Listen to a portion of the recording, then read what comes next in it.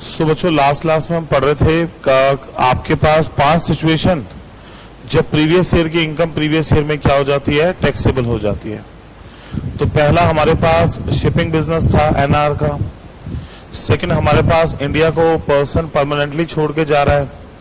तीसरा AOP discontinue है। चौथा आपके पास बिजनेस डिसकंटिन्यू है। पांचवा कोई पर्सन प्रॉपर्टी बेच रहा है या गोल्ड बेच रहा है या प्रॉपर्टी सेल कर रहा है, शेयर सेल कर रहा है और वो टैक्स की चोरी करना चाह रहा है और डिपार्टमेंट उसको पकड़ लेता है उस समय, तो उस साल की इनकम उस साल असेस करने की पावर है किसके पास, डिपार्टमेंट के पास। वो नेक्स्ट ईयर की वेट नहीं करके चलेंगे, वो चाहे तो उस साल की इनकम उसी साल क्या कर दें, असेस करके चल दे। तो if any person is likely to transfer property, sale, charge etcetera with a view to avoid the tax, then AO can make the assessment in same year.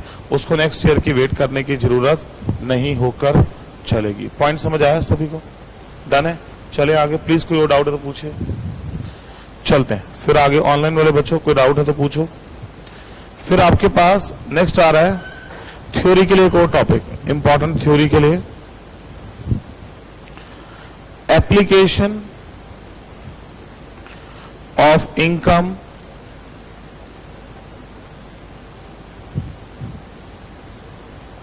Versus diversion of income.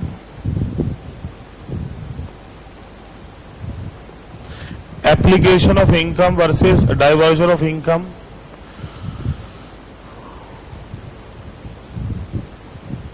तो theory के लिए 2 concept आ रहे हैं, important concept है। तो पहला हमने वो थ्योरी के लिए पढ़ा था असेसी, प्रीवियस ईयर की इनकम प्रीवियस ईयर, उसके 5 केसेस, और तीसरा थ्योरी के लिए टॉपिक, ठीक है। और अब बच्चों देखो, आपने ना इनकम टैक्स में ना इनकम की एक डेफिनेशन है, मतलब उसमें से कुछ खर्चे माइनस होंगे या नहीं होंगे, वो लॉ ने हर जगह डिसाइड की है।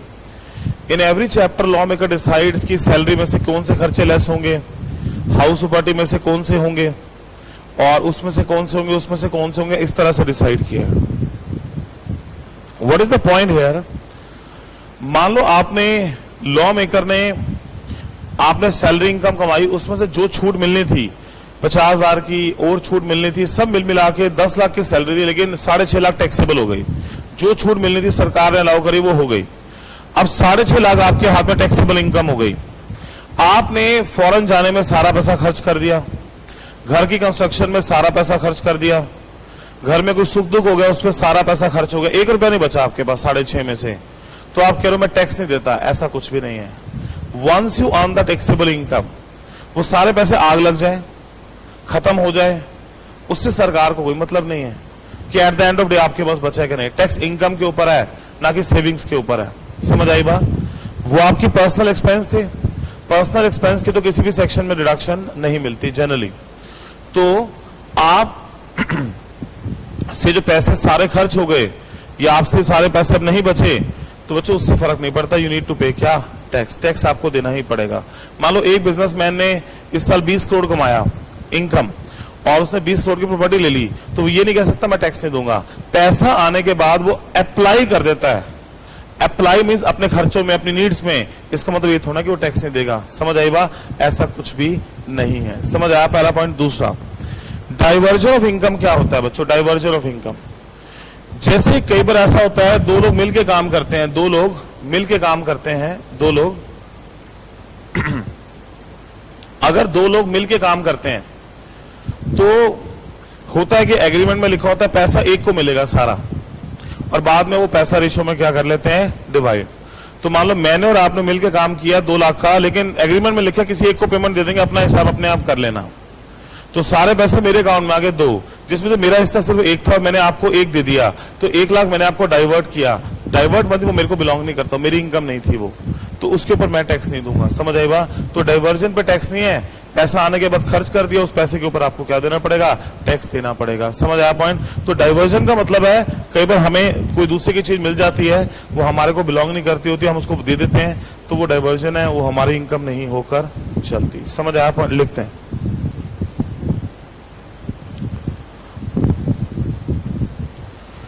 Application of income, application of income if an assessee applies an income to discharge an obligation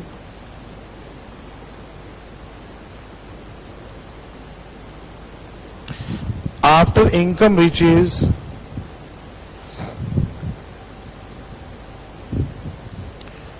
the hands of an assessee.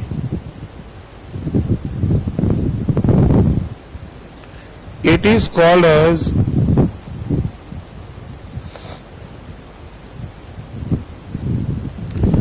application of income.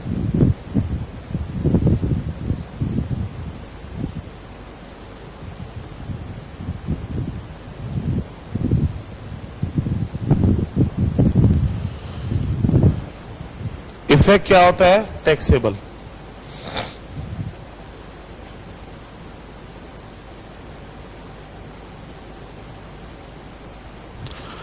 पैसा आने के बाद आपने अपनी नीड्स पे खर्च किया, ये नहीं कि टैक्स नहीं लगेगा। समझ आई बात? इनकम की एक डेफिनेशन है, क्या माइनस होना वो लॉ ने डिसाइड किया है।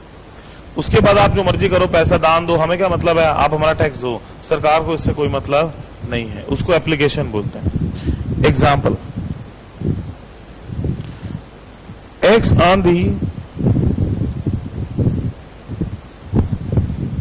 taxable salary net of ₹11,50,000। एक X है, टैक्सेबल सैलरी 11,50,000 की कमाई, नेट मतलब 50,000 पे लेस करने के बाद। After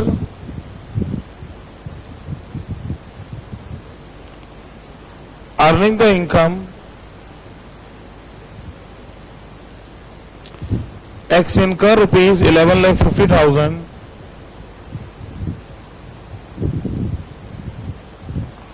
on purchase of car, house,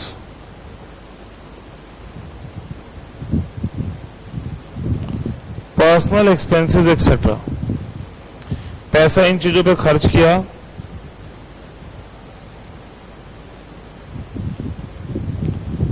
whether X is liable to pay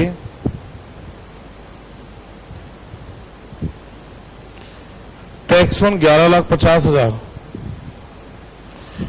तो पैसा आने के बाद गाड़ी ले ली, घर ले लिया, आप पर्सनल खर्चे कर दिए, तो 11,50 पे टैक्स देगा कि नहीं देगा? जल्दी बताओ, यस और नो? यस। तो इसको बोलते हैं हम एप्लीकेशन। पैसा आने के बाद अपनी नीड्स पे खर्च कर दिया, उससे सरकार को क्या मतलब है? तो आप कह रहे हो मेरे पास पैसा बचा ही नहीं, ये कोई बात थोड़ी ना है। पहले टैक्स देते, बाद में पैसा खर्च करते।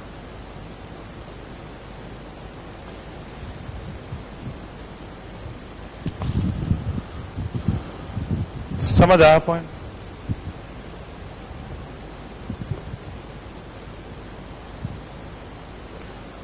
चलें आगे।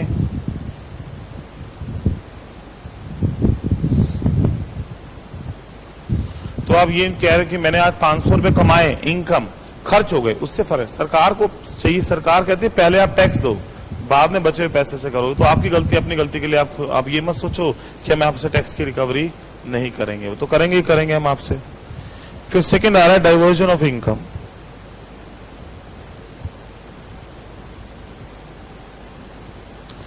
Diversion of income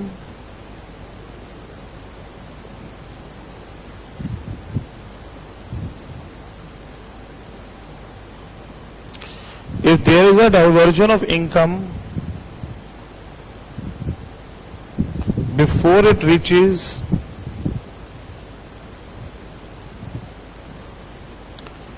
the hands of an assessee,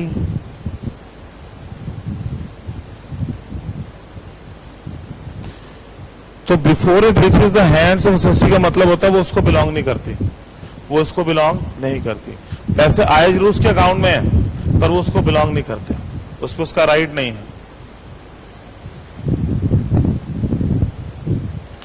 effect not taxable, ठीक है।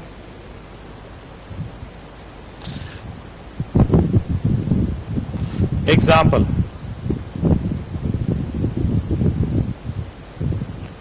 Raman Shyam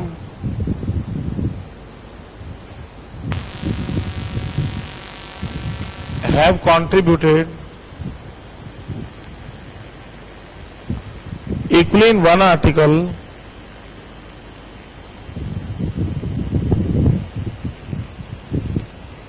in a magazine.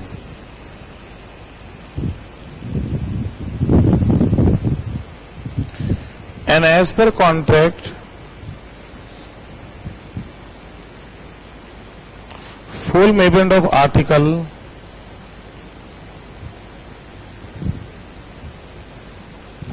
is to be received by any one of them.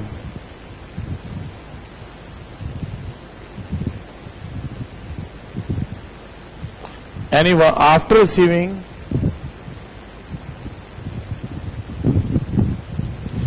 the amount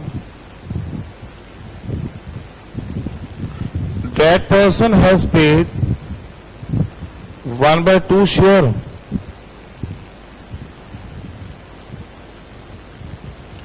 to another person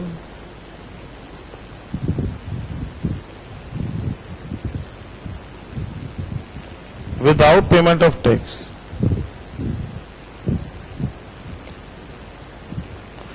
It is called as diversion of income,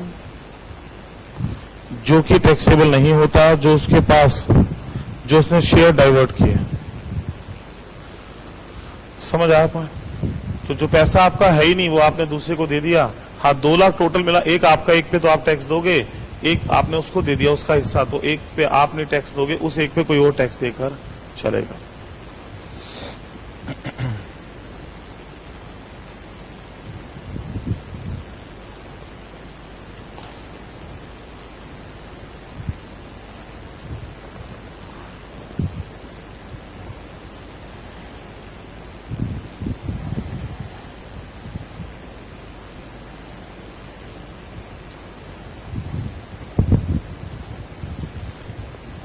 ठीक है, done है। तो simple words में application is taxable, diversion is not taxable. ठीक है,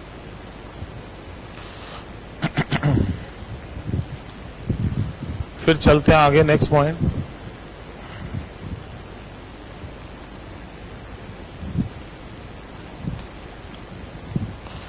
concept of income.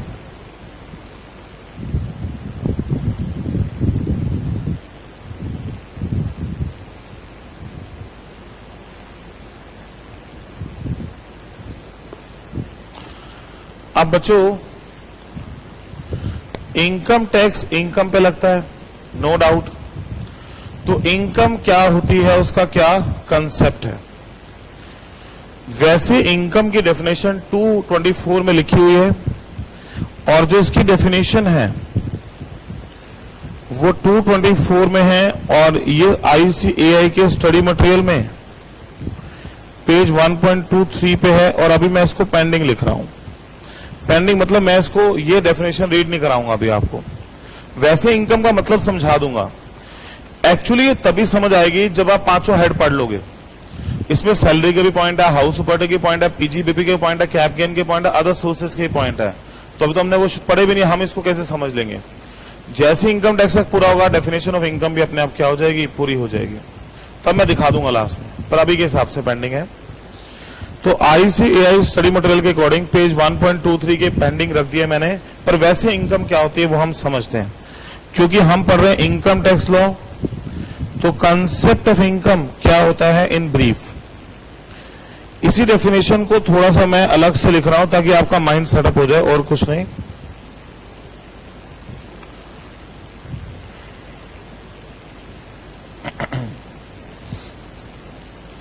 Concept of income in brief.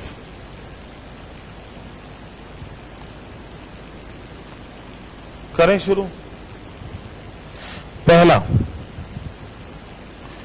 Income must come from outside,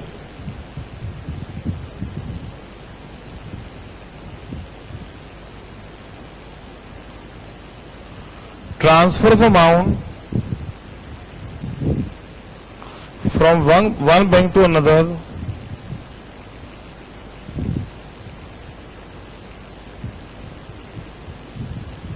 not an income. अगर आप एक बैंक से दूसरे बैंक में खाते में पैसे ट्रांसफर करते हो, अपने आप से कोई पैसा नहीं ले सकता। मतलब आपके आईसीआईसी बैंक से आप पीएनबी में ट्रांसफर कर रहे हो, पीएनबी से यूको बैंक में कर रहे हो, ये कोई इनकम नहीं है। ऐसे ही प्रोप्राइटरशिप फर्म में प्रोप्राइटर को आप सैलरी दे रहे हो, प्रोप्राइटर अपने आप को इंटरेस्ट ऑन कैपिटल नहीं, पॉसिबल नहीं है, हो ही नहीं सकता, क्योंकि आप अपने आप से इनकम नहीं कमा सकते। इनकम मस्ट कम फ्रॉम क्या, आउटसाइड। फर्म और पार्टनरशिप फर्म अलग अलग बात है, पर प्रोप्राइटर और प्रोप्राइटरशिप फर्म क्या है, एक ही बात है। तो प्रोप्राइटर अपने आप को सैलरी, अपने आप को इंटरेस्ट नहीं दे सकता। आप कह रहे हो कि मैं अपने आप को पढ़ाऊंगा, आज एक पॉकेट से निकाल के 500 रुपए आपने दूसरी पॉकेट में डाल लिए, ये कोई इनकम थोड़ी ना होती है। इनकम मस्ट कम फ्रॉम क्या, आउटसाइड। समझ आया? तो वहां ऐसे आगे चैप्टर में चलेंगे ना, ये आएगा एक पर्सन ने अपने फॉरेन के बैंक अकाउंट से इंडिया के बैंक अकाउंट में पैसा ट्रांसफर किए, क्या ये इनकम है? Sorry, this is not an income. Income must come from क्या, आउटसाइड। पहला पॉइंट समझ आया सबको? Number 2, income can be regular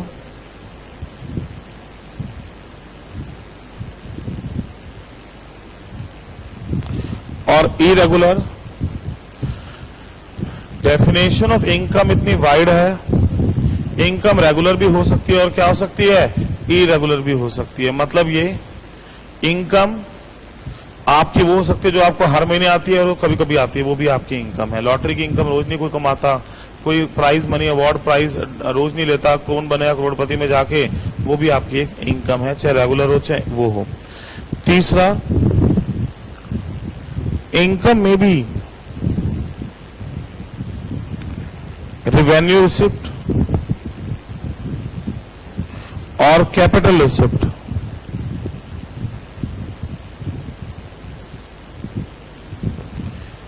income revenue भी हो सकती है और कैपिटल भी हो सकती है। इनकम रिवेन्यू भी हो सकती है और कैपिटल भी हो सकती है। बच्चों इसका मतलब समझो, रिवेन्यू वो होती है जो आपको रेगुलर बेस पे आती है। कैपिटल जैसे पेंशन का पैसा, पीएफ का पैसा सालों साल में एक बार ही मिलता है, तो वो भी आपकी इनकम है, वो भी आपकी क्या है, इनकम है। Income may be in cash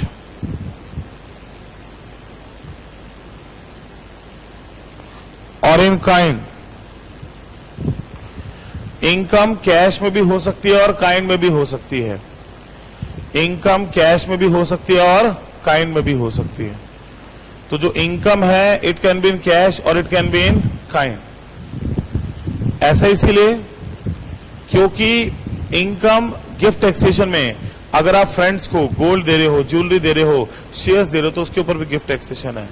और अगर कैश दे रहे हो तो उसके ऊपर भी क्या है, गिफ्ट टैक्सेशन है। ऑल्दो रिलेटिव से तो गिफ्ट क्या होता है, एग्जाम्प्ट होता है, पर we are talking about non relative. जो फ्रेंड्स होते हैं आपके, आप गोल्ड ज्वेलरी दे रहे हो, उसके ऊपर भी क्या लगेगा, टैक्स लगेगा। ठीक है, तो काइंड के अंदर भी हो सकता है। दूसरा, एम्प्लॉयर एम्प्लॉय को गाड़ी, बंगला, स्वीपर, गार्डनर देता रहने के लिए, उसके ऊपर भी टैक्स लग सकता है। ठीक है, तो काइंड की इनकम भी इनकम होती है। इनकम टैक्स में सिर्फ कैश नहीं, काइंड की चीजों पर भी टैक्स निकाला जाता है। Next, even gifts are also taxable.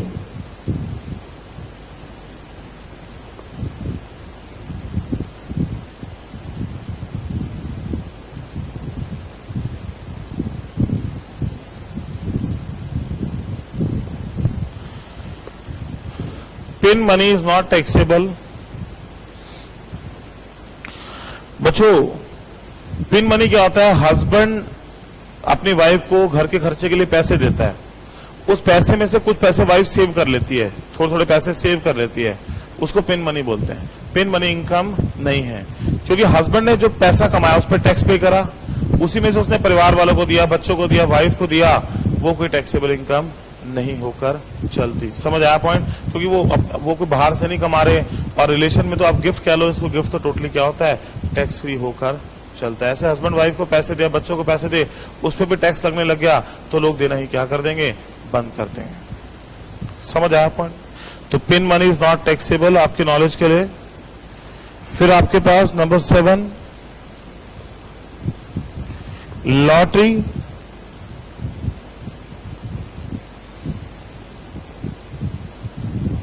Crossword puzzles, KBC etcetera,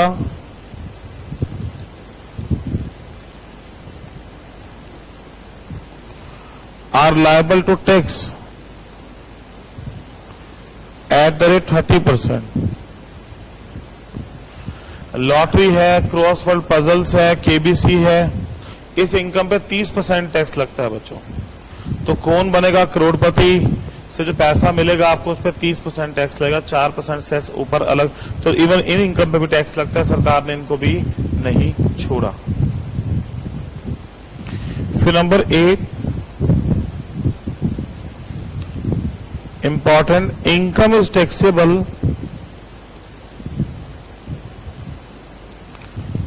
on due basis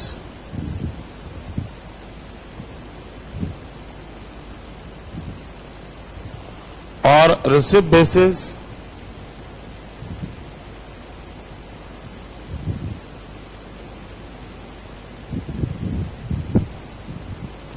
salary, house property, capital gain,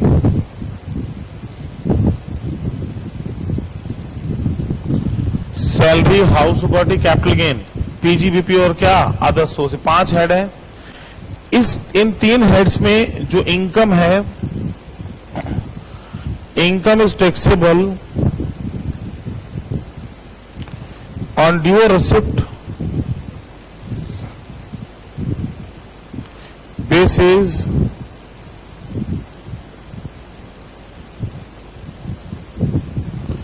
which ever is earlier. मतलब इनकम पे टैक्स लगेगा या तो ड्यू बेसिस या receipt basis, which ever. Due क्या होता है? पैसा मिला नहीं है, राइट ड्यू हो गया है, और रिसिप्ट मतलब पैसा मिल गया है, जो दोनों में से पहले होगा। अगर इनकम ड्यू पहले हो गई, जैसे आपने प्रॉपर्टी किराए पे दे रखी है, किराएदार ने रेंट नहीं दिया, लेकिन 30 तारीख को रेंट ड्यू हो जाता है, तो उस किराएदार को उस रेंट के ऊपर क्या देना पड़ेगा? ड्यू बेस पे टैक्स देना होगा। ड्यू पहले हुआ है, रिसिप्ट क्या हुआ है बाद में। ड्यू और रिसिप्ट विच एवर इज क्या अर्लियर, जो पहले होगा उसके बेस पे। जैसे आप कहीं जॉब करते हो, हर महीने की 30 तारीख को आपकी सैलरी एक्रू हो जाती है। एम्प्लॉयर ने 1 साल से आपको सैलरी नहीं दी, पर ड्यू तो हो चुकी है, बोली यस और नो, रिसीव नहीं हुई तो ड्यू पहले हो गई। ड्यू बेस पे आपको क्या देना पड़ेगा? सरकार को टैक्स देके चलना पड़ेगा। लेकिन पीजीबीपी अदर सोर्सेज में income is taxable as per method of accounting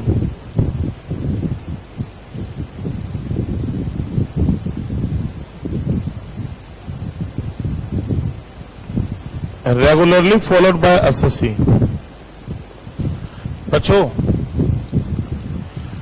इसमें सुनिए, इसमें ये 2 हेड्स ऐसे हैं जहां पे आप खर्चे डेबिट कर सकते हैं अगेंस्ट इनकम, और पीजीबीपी में और अदर सोर्सेज में आप खर्चे डाल सकते हैं। इसमें खर्चे की लिमिट है, यहां पे सरकार डिसाइड करती है, यहां आप खर्चे डेबिट करने का राइट होता है आपके पास जनरली। तो यहां पे मेथड ऑफ अकाउंटिंग चलता है। अगर आपने एक बिजनेस में एक्रूअल बेसिस फॉलो किया है तो क्या चलेगा? एक्रूअल। अगर आपने कैश बेसिस फॉलो करा है तो क्या चलेगा? कैश। तो यहां मेथड ऑफ अकाउंटिंग जो उसके बेस पर टैक्सेबिलिटी। अगर आप कैश फॉलो कर रहे हो, जैसे सीएस हम लोग कैश बेसिस फॉलो करते हैं, तो मान लो ये क्लाइंट का हमने काम तो इस साल कर दिया, पर फीस 3 साल बाद आई, तो हम उस पर टैक्स 3 साल के क्या देंगे? बाद देंगे कैश बेसिस पे। समझ, अगर हम कैश बेसिस फॉलो कर रहे हैं तो अगर जो आप मेथड ऑफ अकाउंटिंग फॉलो करेंगे उसी के बेस पर टैक्सेबिलिटी आकर चलेगी। लेकिन यहां पे विच एवरेज क्या होता है? अर्लियर होता है। समझ आया आप? नोट कर दिए।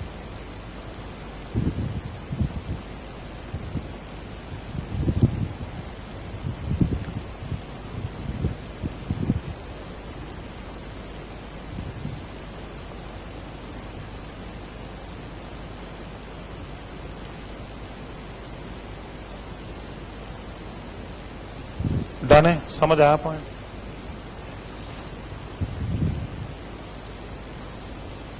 फिर नंबर 9 इंपॉर्टेंट, कॉम्पनसेशन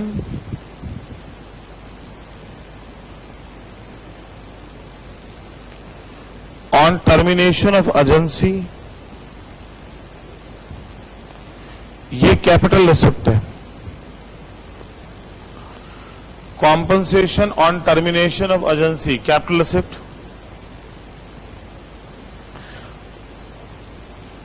एजेंसी मतलब कोई कॉन्ट्रैक्ट है वो टूट जाता है पार्टीज का,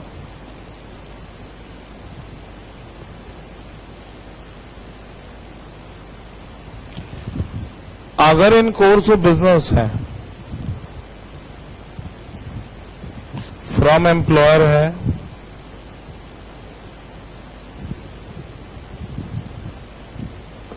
फ्रॉम अदर पर्सन है,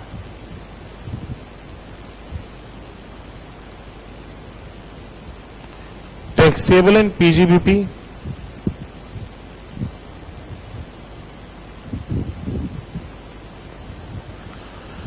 अगर आपको बिजनेस में किसी के साथ आपका कोई कॉन्ट्रैक्ट टूटता है, पैसे मिलते हैं, तो बिजनेस हेड में टैक्सेबल होगा। बिजनेस के कोर्स में मिला है, बिजनेस में होता है ब्रीच ऑफ कॉन्ट्रैक्ट हो जाता है, तो बच्चों वो आपके नॉलेज के लिए पीजीबीपी में टैक्सेबल होकर चलेगा। अगर ये पैसे आपको एम्प्लॉयर से मिलते हैं जॉब में, तो फिर सैलरी हेड में जाएगा, और अगर अदर पर्सन से मिलते हैं तो अदर सोर्सेज में जाएगा। तो आपको एजेंसी, किसी से आपका कॉन्ट्रैक्ट टूटा, पैसा मिल रहा है, तो बिजनेस वाले से मिला है तो पीजीबीपी, अपने एम्प्लॉयर से मिला है तो सैलरी, और बाकी से मिला है तो क्या, अदर सोर्सेस।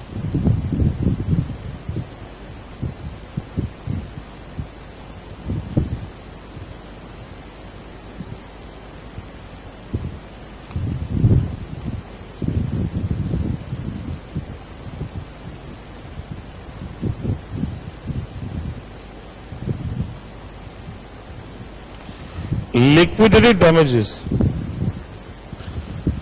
बच्चों डैमेजेस अगर पहले से डिसाइड हो जाए कॉन्ट्रैक्ट में, कॉन्ट्रैक्ट टूटा तो तुम मुझे 50,000 दोगे, लाख रुपए दोगे, तो उसको बोलते हैं लिक्विडेटेड क्या, डैमेजेस, पहले से डिसाइड। तो ये भी टैक्सेबल होते हैं, कैपिटल रिसिप्ट है।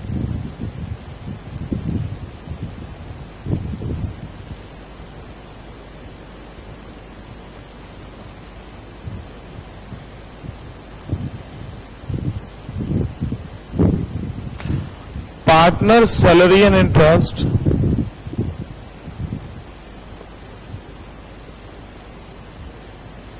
PGBP, profit from firm exempt होता है, ये मैं आपको पहले करा चुका हूं, याद है आपको। वैसे सैलरी हेड में जाती है, पर पार्टनर की सैलरी कहां जाती है, पीजीबी। पार्टनर सैलरी में जो 50,000 वाली रिडक्शन मत ले लेना, वो सिर्फ सैलरी हेड में मिलती है, जो 50,000 तक की रिडक्शन होती है, ये ध्यान रख के चलना।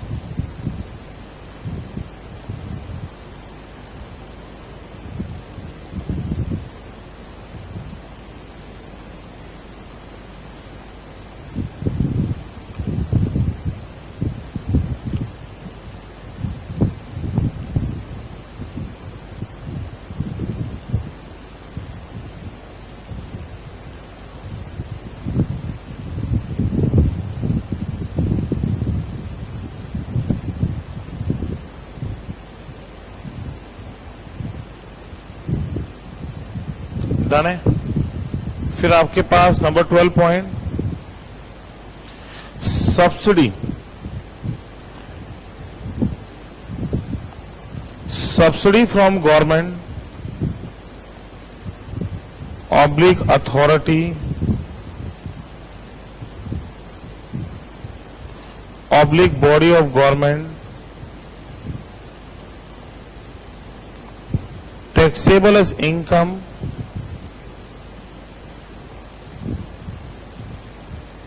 If taken in P&L account.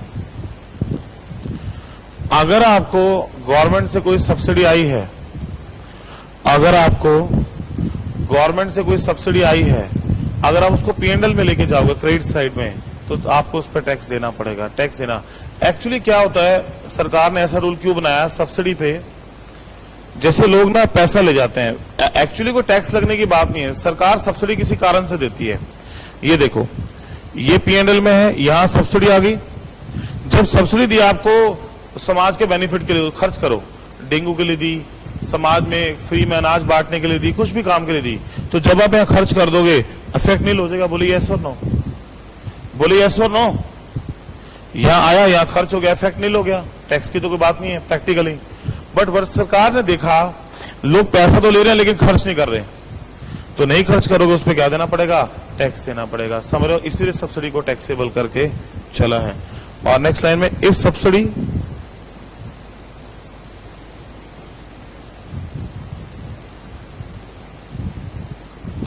is taken into actual cost of an asset तो नॉट टैक्सेबल। जैसे बैलेंस शीट है, आपने मशीन ली 100 लाख की और सरकार ने आपको सब्सिडी दी 50 लाख की, तो आपकी कॉस्ट रह गई 50 लाख की और डेप्शन आप 50 लाख के ऊपर क्लेम करेंगे। एक मिनट समझो, सुनिए, सब्सिडी दो तरह की होती है, एक रिवेन्यू सब्सिडी, एक capital subsidy. Revenue subsidy PNL में जाती है, अगर वो पीएनएल में जाएगी तो टैक्स लगेगा, लेकिन अगर वो कैपिटल सब्सिडी है, मशीन को लेकर मिली है, तो आपकी मशीन की कॉस्ट उतने से क्या हो जाती है बुक्स में कम, क्योंकि वो पैसा आपने नहीं खर्च किया होता, सरकार ने दिया होता है, तो उतनी वैल्यू क्या हो जाती है कम, तो फिर कोई इनकम की टैक्सेबिलिटी नहीं है। तो जैसे 100 लाख की मशीन थी, 1 करोड़ की 50 लाख की सब्सिडी मिली मशीन के लिए, तो कॉस्ट से कम हो गई, तो फिर इसमें कोई टैक्सेबिलिटी है। पीएनएल में लेके जाओगे तो ही टैक्सेबिलिटी है। आपको क्या सर इसमें क्यों नहीं है, प्रैक्टिकली इसमें भी है। वैल्यू कम हो गई तो फ्यूचर में डेप्शन क्या लगेगा, कम। जब वैल्यू कम तो डेप्शन भी कम, डेप्शन कम तो प्रॉफिट अपने आप क्या होगा, बढ़ेगा। तो उसका इफेक्ट उस तरह से आएगा, वैसे टैक्सेबिलिटी में नहीं आकर चलेगा। और अगर रिवेन्यू सब्सिडी होती 50 लाख, फिर इनकम की डेफिनेशन में होकर चलती। पॉइंट समझ आया, नोट करिए।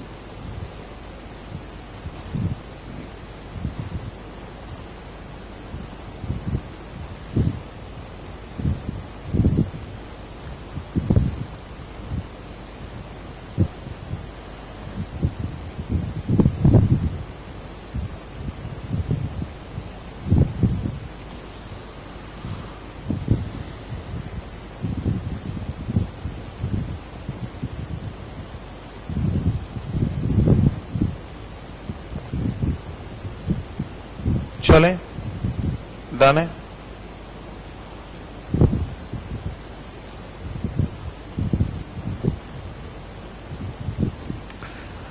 इंडिया की डेफिनेशन,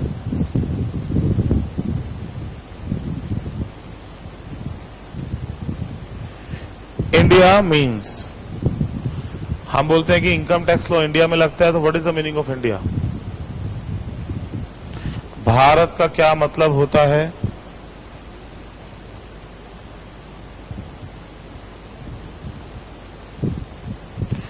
टेरिटरी ऑफ इंडिया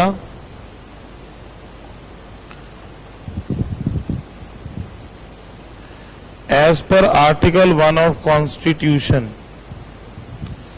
संविधान के कॉन्स्टिट्यूशन के आर्टिकल 1 में जो भारत का एरिया लिखा हुआ है वो है हमारा India.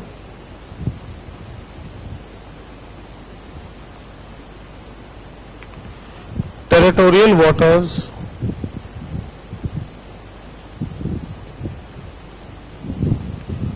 continental shelf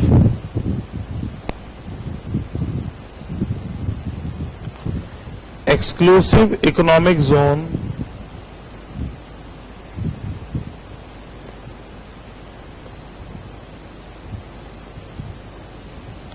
other maritime zone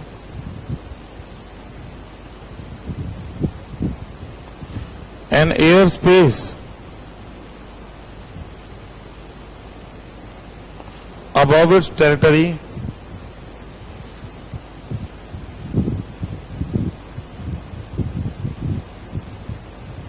and territorial waters.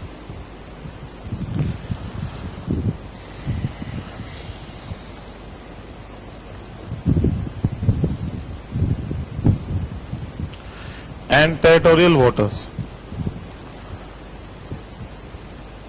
जैसे इंडिया का नक्शा है, छोटा सा मैंने रफली बनाया, जस्ट छोटा आधा, इससे ये तो भारत की टेरिटरी है सारी, यहां से 12 नॉटिकल माइल TWI होता है और यहां से 200 नॉटिकल माइल ये कॉन्टिनेंटल शेल्फ एंड EEZ होता है, exclusive economic zone of India होता है। किसी भी साइड से ले लो, इधर से इधर से इधर से, पानी, भारत का पानी जहां वाटर होता है ना, 12 नॉटिकल माइल का, एक नॉटिकल माइल में 1.85 किलोमीटर होता है, एक नॉटिकल माइल में 1.85 किलोमीटर। तो यहां से 12 नॉटिकल माइल का एरिया जो है ना TWI है, टेरिटोरियल वाटर्स ऑफ इंडिया, और यहां से 200 नॉटिकल माइल तक कॉन्टिनेंटल शेल्फ एक्सक्लूसिव इकोनॉमिक क्या है, जोन है। ठीक है, तो बच्चों ये कहना चाहते हैं अगर इस एरिया में भी आप पैसा कमाओगे तो भी भारत में टैक्स दोगे, इस एरिया में पैसा कमाओगे तो भी भारत में क्या दोगे, टैक्स दोगे। इस एरिया के ऊपर हवा में, इसके ऊपर हवा में पैसा कमाओगे तो भी आप क्या दोगे, टैक्स दोगे। समझ आई बात? यहां पे क्या है, बड़ी बड़ी कंपनीज के नेचुरल गैस और पेट्रोलियम की एक्सट्रैक्शन यहां पे हो रही है, यहां पे ये काम है पानी के बीच में। कोचिंग तो चल नहीं रही CA की, पानी के बीच में कोचिंग चल रही हो, समझ लो बात मेरी। तो और इसके बाद फॉरेन वाटर स्टार्ट हो जाता है, फॉरेन का पानी क्या हो जाता है, स्टार्ट। यहां तक तो नाकाबंदी होती है भारत की, शिप यहीं से एंटर करते हैं भारत की बाउंड्री में, और ये भी भारत का इलाका है, पर ये बहुत समुद्र, डीप समुद्र होता है, और इसमें हमारे पास 200 नॉटिकल माइल तक इंडिया की जो कंपनीज हैं, Indian oil, Reliance natural gas, petroleum, natural gas की एक्सट्रैक्शन करके चलते हैं यहीं से। ठीक है, तो यहां पे एक्टिविटी करोगे, कमाओगे तो भी टैक्स दोगे, यहां कमाओगे तो ऊपर हवा में कमाओगे तो भी क्या देके चलोगे, टैक्स देके चलोगे। समझ आया? तो सिर्फ टेरिटरी, भारत की जमीन नहीं, हवा में, पानी के ऊपर, if you earn the income then you need to pay the tax in India. समझ आया पॉइंट सभी को? फिर आपके पास OMR में अनडिस्क्लोज इनकम,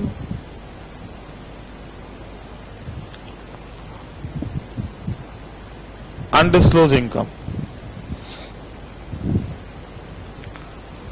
अगर कैश क्रेडिट है,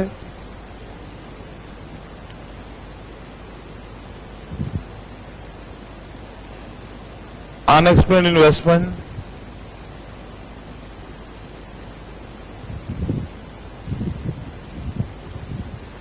unexplained money,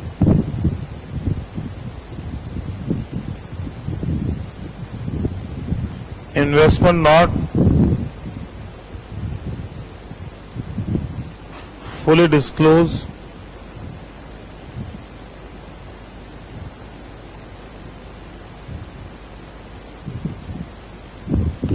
unexplained expenditure,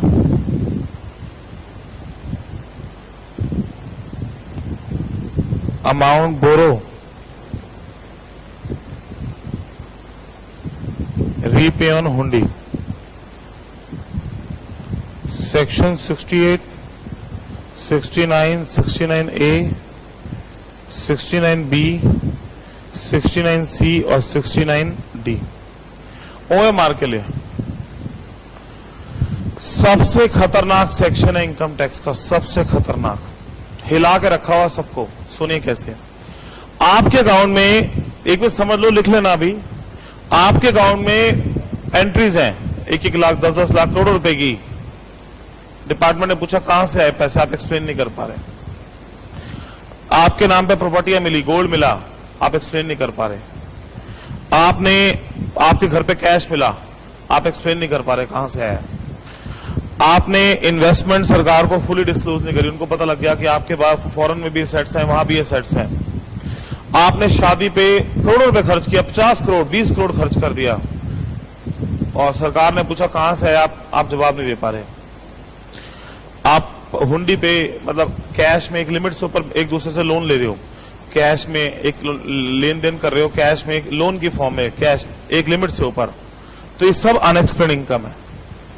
बच्चों सुनो सुनो प्लीज, अगर आप एक्सप्लेन नहीं कर पाओगे, ठीक है, नहीं कर पाओगे, तो बच्चों इस पे टैक्स का रेट है एट द रेट 60%। ये सरकार ने डीमोनेटाइजेशन में करा, इसके ऊपर 25% का सरचार्ज लगना ही लगना है, छोटे बड़े की बात ही नहीं।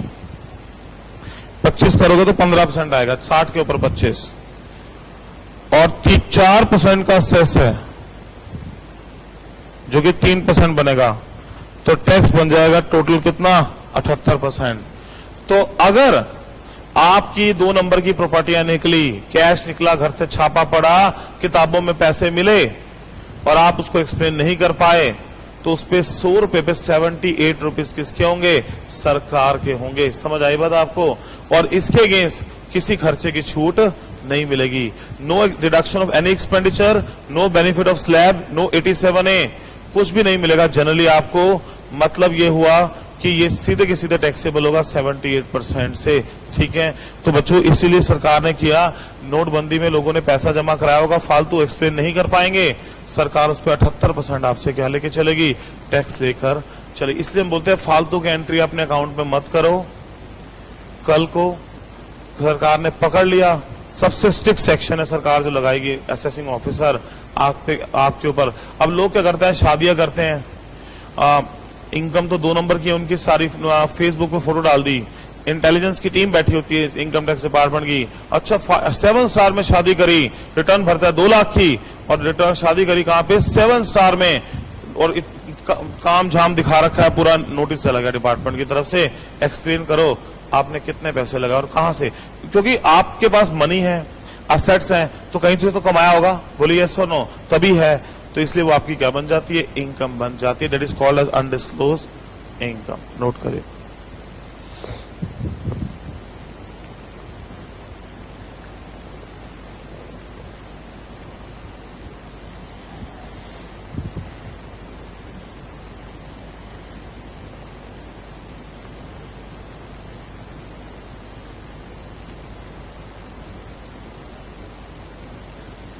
तो फालतू की एंट्री आप भी मत करिए अपने अकाउंट में बेवजह की। It will cause you a big problem.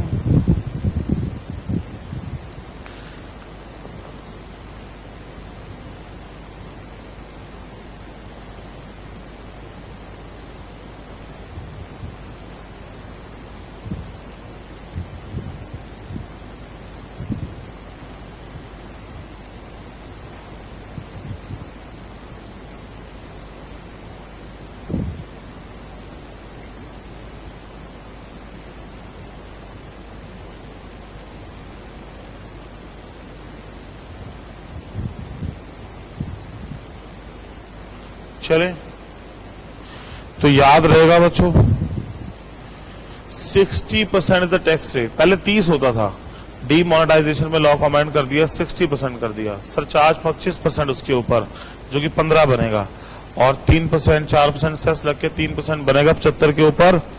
और बच्चों 78% टैक्स का रेट है इनडायरेक्टली।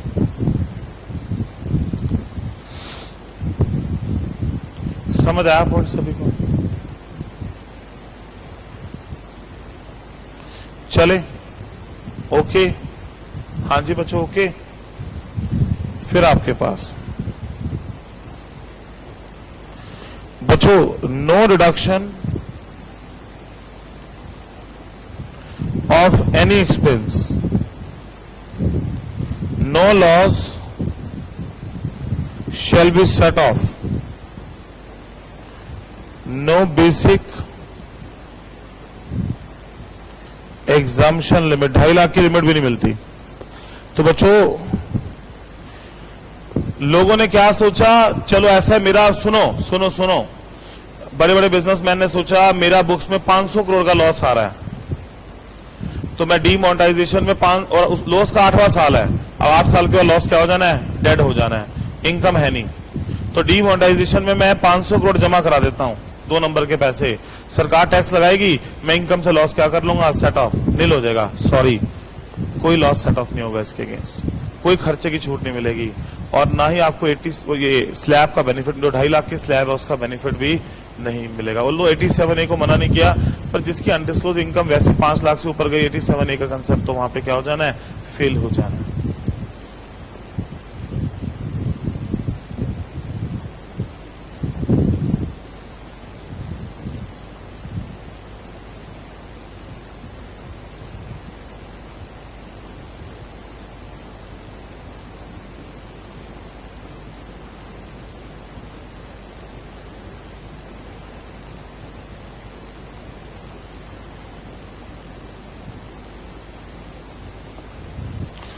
ये देखो, किसी के अनडिस्क्लोज इनकम 5-20 मिली, सुनो, उसने इनकम कमाने के लिए खर्चा भी किया, पर खर्चे की कोई छूट नहीं मिलेगी, सिर्फ इनकम पे डायरेक्टली टैक्स लगेगा। कितना? 78% सी। पावरफुल सेक्शन है बच्चों।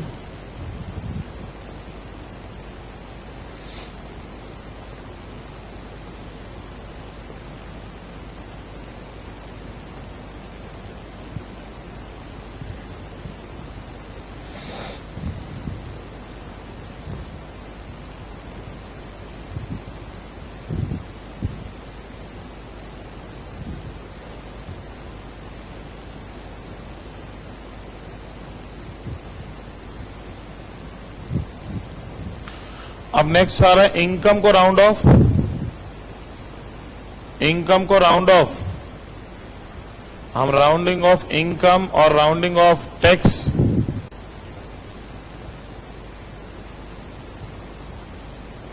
तो बच्चों हम इनकम को राउंड ऑफ कर रहे हैं, टैक्स को राउंड ऑफ करके चल रहे हैं।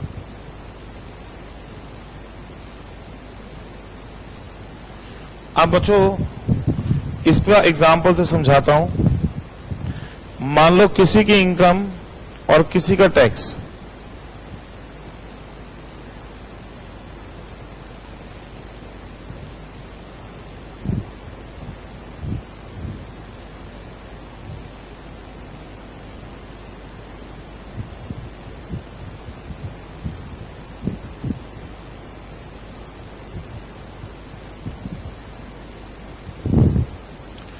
बच्चों ये मान लो ये टैक्स अप्रोक्सीमेटली निकाला है मैंने, कोई एग्जैक्ट टैक्स नहीं है कि आप सोचो एग्जैक्ट टैक्स है, वैसे ही लिख दिया है। इट्स नॉट अ टैक्स, मतलब ये वैसी फिगर है, मतलब कंप्यूटेड नहीं है, मैंने अंदाजे से लिखी कुछ भी, तो कुछ ऐसा एक्चुअल फिगर नहीं है। अब सुनो, जब हम इनकम को राउंड ऑफ करते हैं ना तो 288 में लास्ट फिगर 5 रुपया उससे ज्यादा है तो नेक्स्ट मल्टीपल ऑफ 10 पे, अदरवाइज प्रीवियस मल्टीपल ऑफ क्या 10। जैसे इस केस में 5 20 ही रहेगा, इसमें 5 19 540, 5 19 550, 5 19 550। लास्ट फिगर देखो 5 रुपये उससे ऊपर है तो next multiple of 10, otherwise previous multiple of क्या 10। और सेम टैक्स भी राउंड ऑफ जो होता है 288 में सेम 17160, 17280, 17290, 17290। समझ आया पॉइंट? ये भी 10 के। सरकार यहां भी आपसे मोटा पैसा कमा रही है। 6 अक्षर सरकार ने अपनी साइड लिए, 5 भी लिया, 6 7 8 9 10, ये 5-6 अक्षर आपके आए टैक्स के बनने में, तो वो आपसे जैसे मान लो 6 रुपए आए तो 4 रुपए और लेंगे, 10 रुपए के राउंड ऑफ में लेंगे। और अगर 4 अक्षर आपकी फेवर में 1 2 3 और क्या 4 वो आए तो प्रीवियस मल्टीपल ऑफ क्या लेंगे 10। तो 50 पैसे पे नहीं, मल्टीपल ऑफ 10 में राउंड ऑफ होता है क्या इनकम और क्या टैक्स। तो आपको ओएमआर में टैक्स पूछ ले तो राउंड ऑफ करके बताना है आप लोगों को, जो टैक्स बता के चलना है। समझ आया पॉइंट? नोट करिए।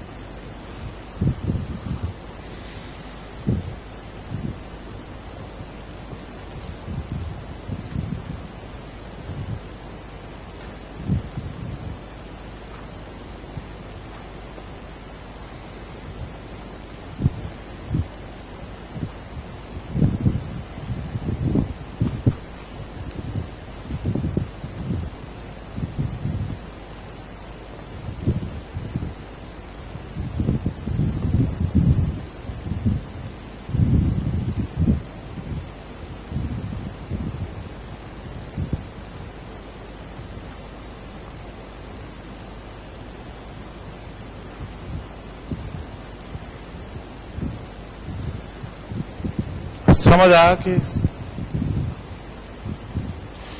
तो बच्चों आज हम इतना ही करेंगे टैक्स में। अभी थोड़ी जल्दी लॉ की क्लास शुरू कर देंगे, कोई बात नहीं, क्योंकि अगला टॉपिक सरचार्ज का है और वो मैं एक बार रिजल्ट आ जाए उसके बाद ही, क्योंकि फिर प्रैक्टिस चाहिए उसकी प्रॉपरली, तो इसलिए नहीं करा रहा अभी। और अब हमारा एक सवा लेक्चर रह गया चैप्टर 1 में, अब सरचार्ज रह गया है। सरचार्ज होते ही चैप्टर क्या हो जाएगा, ओवर हो जाएगा, मतलब 2 घंटे लगेंगे इसको करने में टोटल हमें। बाकी चैप्टर 1 अब डन है।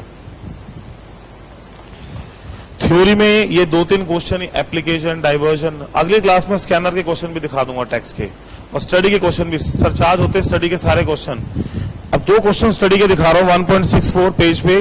एसएससी क्या होता है थ्योरी में, पता ही हमें क्या होता है। और दूसरा 4 केसेस बताओ जहां पे प्रीवियस ईयर की इनकम प्रीवियस ईयर में क्या होती है, टैक्सेबल। हमने 5 पढ़े हैं, 4 पूछे हैं, वही शिपिंग वाला, ठीक है।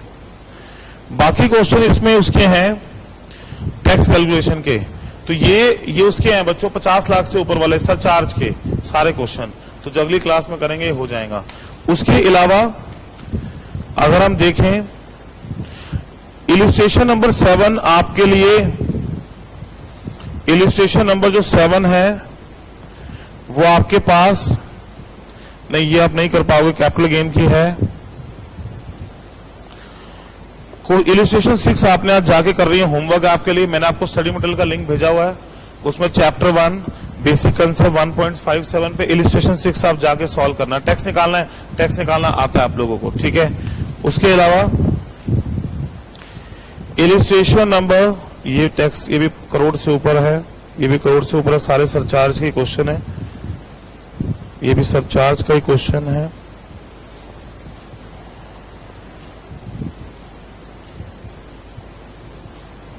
और एक इलिस्ट्रेशन नंबर 1, ये 2 क्वेश्चन आपने आज करने हैं, 6 और 1 जो भी है ये, और ये दोनों आपसे सॉल्व हो जाएंगे। सॉल्व है, टैक्स कैलकुलेशन है, तो आज जाके आप लिंक से सॉल्व करके चलना, ठीक है, स्टडी मटेरियल के। और बाकी सब सरचार्ज है, जैसे अगली क्लास में लेक्चर लगाएंगे सरचार्ज का टॉपिक साथ के साथ ही कवर हो जाएगा, सारे स्टडी मटेरियल के क्वेश्चन आप कर पाओगे क्लास के अंदर। कोई डाउट है पूछो। थोड़ी लॉ की क्लास अगली क्लास जल्दी लगाते हैं, अभी 15-20 मिनट के बाद, ठीक है। और इसमें आगे नहीं करते क्योंकि अब सरचार्ज का टॉपिक आ गया, बस एक ही टॉपिक रह गया है, तो एक बार इसको पढ़ लो, मेरी रिक्वेस्ट है। और अगला टॉपिक हमारा सरचार्ज के अकॉर्डिंगली। एक बच्चा कह रहा है सर सब्सिडी क्या होता है। सब्सिडी अगर आपको रिवेन्यू है, पीएनएल में, रिवेन्यू पीएनएल में जाती है, पीएनएल की सब्सिडी टैक्सेबल है। लेकिन अगर वो असेट को लेके है तो उस पर टैक्स नहीं लगता, वो कोस्ट से क्या हो जाता है, कम हो जाता है, ठीक है। कोमल कोई और डाउट है पूछूं।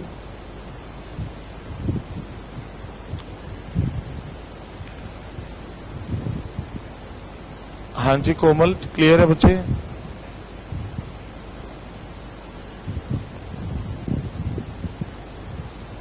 चलिए डन है फिर बच्चों।